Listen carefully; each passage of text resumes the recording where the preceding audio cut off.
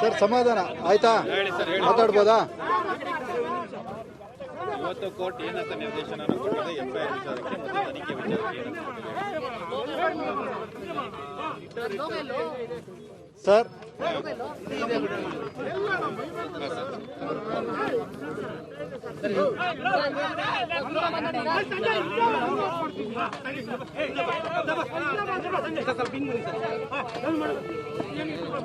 ಆತ್ಮೀಯ ಮಾಧ್ಯಮ ಮಿತ್ರರೇ, ಈ ಒಂದು ಆದೇಶದ ಬಗ್ಗೆ ಬೆಳಗ್ಗೆಯಿಂದ ಕಾತುರದಿಂದ ಕಾದಿದ್ದೀರಾ. ಮೊದಲನೇದಾಗಿ ನಿಮ್ಗೆಲ್ಲರೂ ಕೂಡ ಅಭಿನಂದಿಸ್ತಾ, ನಿನ್ನೆ ದಿನನೂ ಕೂಡ ನಿರಂತರವಾಗಿ ನೀವು ಈ ಮೂಡ ಪ್ರಕರಣಕ್ಕೆ ಸಂಬಂಧಪಟ್ಟಂತೆ ಮಾಧ್ಯಮಗಳಲ್ಲಿ ಬಿತ್ತರಿಸಿರುವಂಥ ಮಾಧ್ಯಮದ ಸುದ್ದಿಗಳನ್ನು ನಾವೆಲ್ಲ ಗಮನಿಸಿದ್ದೇವೆ. ಮೊದಲನೇದಾಗಿ ನಾನು ಹೇಳೋದಿಷ್ಟೇ, ನಿನ್ನೆ ನಡೆದಿರ್ತಕ್ಕಂಥ ರಿಟ್ ಪಿಟಿಷನ್ನ ಹೈಕೋರ್ಟ್ನ ತೀರ್ಪು ಹೇಗೆ ರಾಜ್ಯದ ದೇಶಕ್ಕೆ ಒಂದು ಅಭೂತಪೂರ್ವವಾದ ತೀರ್ಪು, ಈ ದೇಶದ ಕಾನೂನು ನ್ಯಾಯಾಂಗ ವ್ಯವಸ್ಥೆಗೆ ಗೌರವ ಬರ್ತಕ್ಕಂಥ ಒಂದು ತೀರ್ಪು ನಿನ್ನೆ ನಾವು ಹೈಕೋರ್ಟ್ನಲ್ಲಿ ಕಂಡಿದ್ದೇವೆ.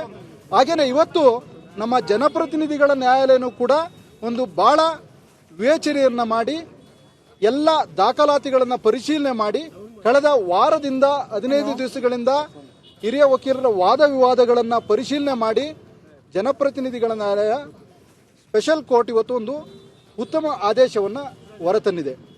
ನಿನ್ನೆ ರಿಟ್ ಪಿಟಿಷನ್ ಡಿಸ್ಮಿಸ್ ಆದಂಥ ಸಂದರ್ಭದಲ್ಲಿ ಸ್ನೇಹಮಯಿ ಕೃಷ್ಣವರ ಪರ ವಕೀಲರಾದ ನಾವು ಆ ರಿಟ್ ಪಿಟಿಷನ್ ಸರ್ಟಿಫೈಡ್ ಕಾಪಿಯನ್ನು ತೆಗೆದುಕೊಂಡ್ಬಂದು ಖಾಸಗಿ ದೂರಿಗೆ ಇವತ್ತು ಆದೇಶಕ್ಕೆ ಒಂದು ಹಿಯರಿಂಗ್ ಇತ್ತು. ಅಂಥ ಸಂದರ್ಭದಲ್ಲಿ ನಾವು ಆದೇಶದ ಕಾಪಿಯನ್ನು ಕೋರ್ಟ್ ಗಮನಕ್ಕೆ ತಂದು ಅನೇಕ ವಾದ ವಿವಾದಗಳನ್ನು ಮತ್ತೆ ನಾವು ಮೆಲುಕಾಕಿದಂಥ ಸಂದರ್ಭದಲ್ಲಿ ಈಗಾಗಲೇ ಖಾಸಗಿ ದೂರನ್ನು ನಾವು ಸಲ್ಲಿಸಿ ಭಾಳ ದಿವಸ ಆಗಿದೆ. ಇವತ್ತೇ ಈ ಒಂದು ಆದೇಶವನ್ನು ಮಾಡಬೇಕು ಅಂತ ಕೋರ್ಟ್ ಗಮನಕ್ಕೆ ಮನವಿಯನ್ನು ಮಾಡಿದಾಗ ಕೋರ್ಟ್ ಇವತ್ತು ಒಂದು ಪ್ರಮುಖವಾದಂಥ ದಿಟ್ಟ ಹೆಜ್ಜೆಯನ್ನು ಇಟ್ಟು, ಏನು ಮಾನ್ಯ ಮುಖ್ಯಮಂತ್ರಿಗಳ ಮೇಲೆ ಒಂದು ಖಾಸಗಿ ದೂರನ್ನು ನಾವು ಹಾಕಿದ್ದು, ಅದಕ್ಕೆ ಸಂಬಂಧಪಟ್ಟಂತೆ ನಾವು ಪ್ರೇಯರಲ್ಲೂ ಖಾಸಗಿ ದೂರನ್ನ ಪ್ರೇಯರಲ್ಲೂ ಕೂಡ ಭಾಳ ಪರ್ಟಿಕ್ಯುಲರ್ ಆಗಿ ಕೇಳಿದ್ದು, ಯಾವುದೇ ಸರ್ಕಾರದ ಒಂದು ಸ್ವಾಮ್ಯದಲ್ಲಿ ಇಲ್ಲದೆ ಇರತಕ್ಕಂಥ ಒಂದು ಇಂಡಿಪೆಂಡೆಂಟ್ ಏಜೆನ್ಸಿಗೆ ಈ ಒಂದು ತನಿಖೆ ಕೊಡಬೇಕು. ಈ ಮೂಡ ಪ್ರಕರಣದಲ್ಲಿ ನಡೆದಿರ್ತಕ್ಕಂಥ 5,000 ಕೋಟಿಯ ಹಗರಣ ಪಾರದರ್ಶಕವಾಗಿ ಜನರಿಗೆ ಗೊತ್ತಾಗಬೇಕು, ಪ್ರಾಮಾಣಿಕ ತನಿಖೆ ಆಗಬೇಕು ಅಂದರೆ ಒಂದು ಇಂಡಿಪೆಂಡೆಂಟ್ ಏಜೆನ್ಸಿ ಆದಂಥ CBI, NIA ಈ ಥರದ ಒಂದು ದೊಡ್ಡ ಸಂಸ್ಥೆಗೆ ತನಿಖೆ ಕೊಡಬೇಕು ಅಂತ ನಾವು ಕೇಳಿದಂಥ ಸಂದರ್ಭದಲ್ಲಿ ಇವತ್ತು ಮಾನ್ಯ ನ್ಯಾಯಾಲಯ ನಮ್ಮ ಪ್ರೇಯರನ್ನು ಮನ್ನಿಸಿ ನಮ್ಮ ಖಾಸಗಿ ದೂರನ್ನು ಅಡ್ಮಿಟ್ ಮಾಡಿಕೊಂಡು ಇವತ್ತು ರಾಜ್ಯದ ಲೋಕಾಯುಕ್ತ ಸಂಸ್ಥೆ ಇನ್ವೆಸ್ಟಿಗೇಷನ್ ಅನ್ನು ಮಾಡಿ, ರಾಜ್ಯದ ಲೋಕಾಯುಕ್ತ ಸಂಸ್ಥೆ ಮೈಸೂರಿನ ಡಿವಿಷನ್ ಏನು ಈ ಒಂದು ಪ್ರಕರಣಕ್ಕೆ ಸಂಬಂಧಪಟ್ಟಂತೆ ಅಗಾಧತೆಯ ಬಗ್ಗೆ ಈ ಪ್ರಾಮಾಣಿಕ ತನಿಖೆಯನ್ನು ಮಾಡಿ ಮುಂದಿನ 3 ತಿಂಗಳ ಒಳಗಡೆ ಒಂದು ರಿಪೋರ್ಟನ್ನು ನ್ಯಾಯಾಲಯಕ್ಕೆ ಕೊಡಬೇಕು ಅಂತಕ್ಕಂಥ ಆದೇಶವನ್ನು ಈ ಖಾಸಗಿ ದೂರಿನಲ್ಲಿ ಮಾನ್ಯ ನ್ಯಾಯಾಲಯ ಮಾಡಿದೆ. ಈ ನ್ಯಾಯಾಲಯದ ತೀರ್ಪನ್ನು ನಾನು ವೈಯಕ್ತಿಕವಾಗಿ ಮತ್ತು ಗೌರವಿಸ್ತಾ ಇದ್ದೇನೆ. ಇದು ವಿಚಾರಣೆಯ ಅಥವಾ ತನಿಖೆ ಎಫ್ಐಆರ್ ಅನ್ನು ಮಾಡಿ ಇನ್ವೆಸ್ಟಿಗೇಷನ್ ಮಾಡಬೇಕಾ, ಕೇವಲ ವಿಚಾರಣೆಯನ್ನ ಮಾಡಿ ವರದಿ ಕೊಡಬೇಕಾ? ಈ ಒಂದು ಖಾಸಗಿ ದೂರಿನ ಆದೇಶದ ಪ್ರಕಾರ ಯಾವುದೇ ಒಂದು ತನಿಖೆ ಮಾಡಬೇಕು ಅಂದಂಥ ಸಂದರ್ಭದಲ್ಲಿ ಎಫ್ಐಆರ್ ಅನ್ನು ಮಾಡ್ಕೋಬೇಕಾಗ್ತದೆ. ಹಾಗಾಗಿ ಮಾನ್ಯ ನ್ಯಾಯಾಲಯ ಸ್ಪಷ್ಟವಾಗಿ ಹೇಳಿದೆ, ಈ ಒಂದು ಮೂಡ ಹಗರಣಕ್ಕೆ ಸಂಬಂಧಪಟ್ಟಂತೆ ಜುರಿಸ್ಡಿಕ್ಷನ್ ಪೊಲೀಸ್ ಸ್ಟೇಷನ್ ಅವರು ಹಾಗೆಯೇ ಮೈಸೂರು ಡಿವಿಷನ್ನ ಲೋಕಾಯುಕ್ತ ಸಂಸ್ಥೆಯವರು ಇದರನ್ನ ಒಂದು ಪ್ರಕರಣಕ್ಕೆ ಸಂಬಂಧಪಟ್ಟಂತೆ ಎಫ್ಐಆರ್ ಅನ್ನು ರಿಜಿಸ್ಟರ್ ಮಾಡಿಕೊಂಡು ಪ್ರಾಮಾಣಿಕ ತನಿಖೆಯನ್ನು ಮಾಡಿ ಮುಂದಿನ 3 ತಿಂಗಳೊಳಗಡೆ ಒಂದು ಲೋಕಾಯುಕ್ತ ಸಂಸ್ಥೆಗೆ ತನಿಖೆಗೆ ಆದೇಶವನ್ನ ನೀಡಿ ಜನಪ್ರತಿನಿಧಿಗಳ ನ್ಯಾಯಾಲಯ ತೀರ್ಪನ್ನ ನೀಡಿದೆ. 3 ತಿಂಗಳ ಸಮಯಾವಕಾಶ, 3 ತಿಂಗಳ ಒಳಗೆ ತನಿಖೆ ಮಾಡಿ ವರದಿಯನ್ನ ಕೋರ್ಟ್ಗೆ ಸಲ್ಲಿಕೆ ಮಾಡಬೇಕು ಅನ್ನೋ ಆದೇಶ ಕೂಡ ಇಲ್ಲಿ ಉಲ್ಲೇಖ ಮಾಡಲಾಗ್ತಾ ಇದೆ. ಇದ್ರ ಬಗ್ಗೆ ಪ್ರತಿಕ್ರಿಯೆಯನ್ನ ನೀಡಲಿಕ್ಕೆ ಈ ಮೂಡ ವಿಚಾರಕ್ಕೆ ಸಂಬಂಧಪಟ್ಟಂತೆ ಬಹಳ ದೊಡ್ಡ ಮಟ್ಟದಲ್ಲಿ ಧ್ವನಿ ಎತ್ತದವರು, ಹಾಗೆ ಅನೇಕ ವಿಚಾರಗಳನ್ನ ಎಲ್ಲೆಲ್ಲಿ ಲೋಪ ಆಗಿದೆ ಅನ್ನೋದರ ವಿಚಾರವನ್ನ ಪ್ರಸ್ತಾಪ ಮಾಡಿದವರು ಬಿಜೆಪಿಯ ಶ್ರೀವತ್ಸ ಅವರು ನಮ್ಮ ಜೊತೆ ದೂರವಾಣಿ ಸಂಪರ್ಕದಲ್ಲಿದ್ದಾರೆ. ಸರ್ ನಮಸ್ಕಾರ. ನಮಸ್ತೆ ಶ್ರೀವತ್ಸ ಸರ್, ಡಬಲ್ ಶಾಕ್ ಅಂತ ಹೇಳಿ ಇದನ್ನು ಪರಿಗಣಿಸಬಹುದಾ? ಮುಖ್ಯಮಂತ್ರಿಗಳ ಪಾಲಿಗೆ ನಿನ್ನೆಯ ಕೋರ್ಟ್ನ ಆದೇಶ, ಇವತ್ತು ಜನಪ್ರತಿನಿಧಿಗಳ ನ್ಯಾಯಾಲಯದ ಆದೇಶ. ಹೌದು ಹೌದು, ಇದು ಡಬಲ್ ಶಾಕೇನೆ.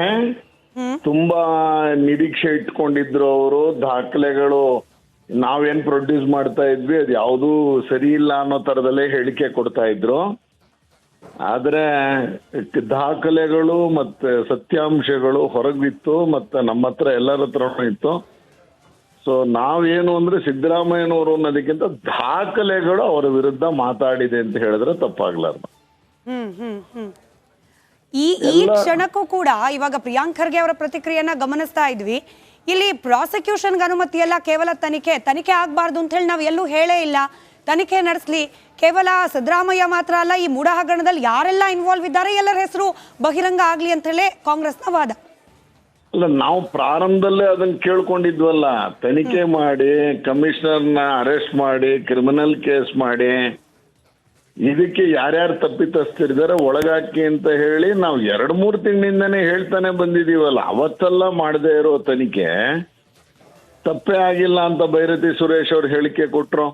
ತಪ್ಪೇ ಆಗಿಲ್ಲ ಅಂತ ಹೇಳಿ ಮರುದಿವಸ ಹೆಲಿಕಾಪ್ಟರ್ಲಿ ಮೈಸೂರಿಗೆ ಬಂದ್ರು, ಫೈಲ್ ಎತ್ಕೊಂಡ್ ಬಂದ್ರು.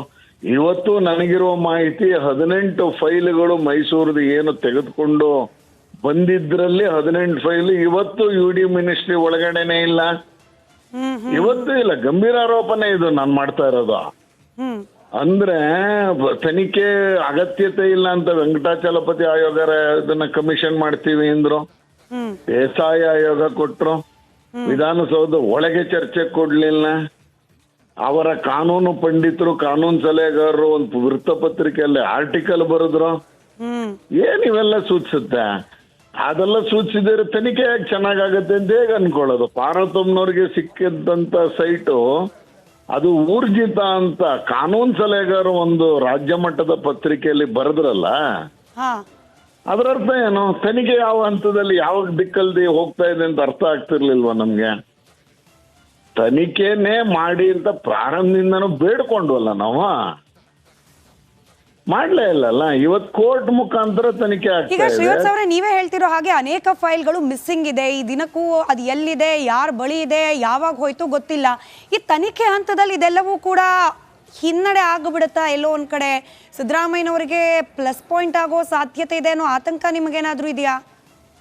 ಅಲ್ಲ, ಆತಂಕ ಈಗ ಲೋಕಾಯುಕ್ತ ಕೊಟ್ಟಿರೋದ್ರಿಂದ, ಇವರು ಮುಖ್ಯಸ್ಥರಾಗಿರೋದ್ರಿಂದ ಆತಂಕ ಇದೆ. ಆದ್ರೆ ಇವ್ರು ರಾಜೀನಾಮೆ ಕೊಟ್ಟ ನಂತರ ನಾವೆಲ್ಲ ಏನೇನ್ ದಾಖಲೆಗಳನ್ನ ನಮ್ಮ ಹತ್ರ ಸಿಕ್ಕಿದೆ ಆ ಎಲ್ಲ ದಾಖಲೆಗಳನ್ನು ಲೋಕಾಯುಕ್ತಕ್ಕೆ ಪ್ರೊಡ್ಯೂಸ್ ಮಾಡ್ತೀವಿ. ಒಮ್ಮೆ ಕೋರ್ಟಿಗೆ ಇದು ತನಿಖೆಗೆ ಸೂಕ್ತ ಅಂತ ಅನ್ಸಿದ ಮೇಲೆ ಲೋಕಾಯುಕ್ತನು ಅದೇ ದೈಕಲ್ ತಾನೇ ಹೋಗ್ಬೇಕು. ಇಲ್ಲಾಂದ್ರೆ ಕೋರ್ಟ್ ರಿಜೆಕ್ಟ್ ಮಾಡ್ಬಿಡ್ತಿತ್ತಲ್ಲ, ತನಿಖೆಗೆ ಸೂಕ್ತ ಅಲ್ಲ, ಇವ್ರು ಏನು ಪ್ರೊಡ್ಯೂಸ್ ಮಾಡಿರೋ ಡಾಕ್ಯುಮೆಂಟ್ ಸರಿ ಇಲ್ಲ ಅಂತ ಹೇಳ್ತಾ ಇದ್ರು.